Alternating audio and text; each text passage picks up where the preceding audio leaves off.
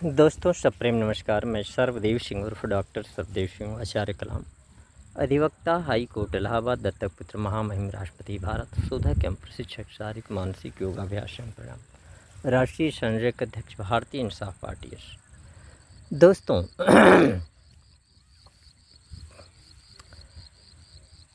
माननीय प्रधानमंत्री श्री दामोदर दास नरेंद्र मोदी जी का ये तीसरा कार्यकाल प्रारंभ हो गया है प्रधानमंत्री के रूप में। इन्होंने गुजरात में एक प्रयोग किए, अपने नागरिकों को, मतदाताओं की तात्कालिक आवश्यकताओं को पूर्ति करने का, और उसका उनको वोट के रूप में रिटर्न मिला और आज उसका प्रयोग पूरे देश पे ये कर रहे हैं। लेकिन दोस्तों, मैं स्वयं का अपना अनुभव बता रहा हूँ कि बचपना मेरी बहुत ही आर्थिक कठिनाइयों में बीता, लेकिन इसके बाद भी वो आर्थिक कठिनाइयाँ, वो बचपना ऐसा जब मैं प्राइमरी पाठशाला में भी नहीं जाता था और भोजन कपड़े के लिए मोहताज था, किंतु जब अवसर मिला और मैं विद्यालय जाना प्रारंभ किया तो मुझे कम से कम अपने गांव में प्राइमरी पाठशाला मिला, अध्यापक मिले, उनका मार्गदर्शन मिला। आगे कक्षा 5 पास किया तो बेटावर इंटर कॉलेज मिला, अध्यापकों का, गुरुजन वृंद का सहयोग समर्थन मिला। वहाँ से T5 में हाई स्कूल पास किया तो इलाहाबाद राजकीय इंटर कॉलेज में GIC इंटरमीडिएट कॉलेज के लिए GIC के रूप में अध्ययन करने का अवसर प्राप्त हुआ। इविंग क्रिश्चियन कॉलेज में BSc करने का अवसर मिला और इलाहाबाद विश्वविद्यालय से LLB करने के साथ ही सिविल मेंस, PCS मेन, नायब तहसीलदार इत्यादि के एग्ज़ाम और इंटरव्यू देने तक का अवसर मिला। कानपुर विश्वविद्यालय से प्राचीन भारतीय इतिहास में MA करने का भी अवसर मिला। तो ये अवसर दोस्तों कैसे प्राप्त हुआ? तत्कालीन सरकारों ने इन जो बेसिक इंफ्रास्ट्रक्चर है उसको बनाया, यद्यपि उसके लिए बहुत से लोगों को देश की तात्कालिक परिस्थितियों में मुफलिसी तमाम ज़िंदगी को, आर्थिक कठिनाईपूर्ण ज़िंदगी को व्यतीत करना पड़ा। तो देश की परिस्थितियाँ थी, राष्ट्र की परिस्थितियाँ थीं और विश्व की परिस्थितियाँ थीं। आज विकसित होते तमाम उन्नत टेक्निक, वैज्ञानिक आविष्कारों ने हमारे कृषि कार्य से लेकर के तमाम क्षेत्रों में अपना जगह बनाए हैं और उत्पादन इत्यादि के अवसर बढ़े हैं। तो इस तरह से आज अगर काम करने वाले हैं तो उनके लिए भोजन, और कम से कम भोजन की तो दिक्कत नहीं होगी। हाँ, जो काम करने में असक्षम हैं, वृद्धा, विधवा, विकलांग,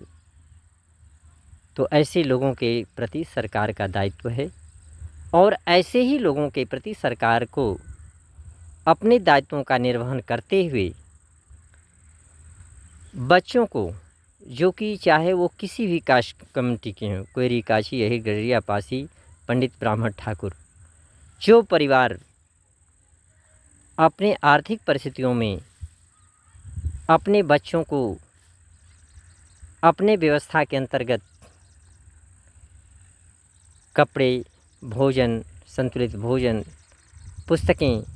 दे करके विद्यालयों में भेजने में सक्षम हैं, पाठशालाओं में भेजने में सक्षम हैं, वो उनकी स्वतंत्रता को बनाए रखते हुए उन परिवारों के बच्चों को, जो कि अपने बच्चों को संतुलित भोजन, कपड़े, पाठ्य पुस्तकें एवं सामान्य वातावरण, जो आवासीय वातावरण है, उसको देने में सक्षम हैं, ऐसे बच्चों को संतुलित भोजन, कपड़े, पाठ्य पुस्तकें एवं आवासीय वातावरण, आवासीय व्यवस्था के तहत अध्ययन अध्यापन की व्यवस्था होना चाहिए। और यही मार्ग है जिससे हमारे शारीरिक मानसिक विकास में समता आ सकता है और पूरे राष्ट्र में जो संवैधानिक समता के उद्देश्य हैं उसको प्राप्त किया जा सकता है। मानव में, भारत के नागरिकों में जाति, धर्म इत्यादि के आधार पर चतुर्वर्णीय व्यवस्था जो है उसको समाप्त किया जा सकता है। जब तक भारत में या कहीं किसी भी देश में, विश्व में, जब तक शारीरिक मानसिक रूप से बच्चों को समान रूप से बढ़ने, पुष्पित, पल्लवित होने का अवसर प्रदान नहीं किया जा सकता है, तब तक उनको संस्कारित नहीं बनाया जा सकता है, उनमें आत्मविश्वास नहीं पैदा किया जा सकता है, तब तक ये आरक्षण, किसी भी तरीके का आरक्षण दे करके ये असमानता को दूर नहीं किया जा सकता है। चाहे पीढ़ी दर पीढ़ी देने की ही, आरक्षण देने की ही व्यवस्था क्यों न बनाई जाए। तो अतः माननीय प्रधानमंत्री जी से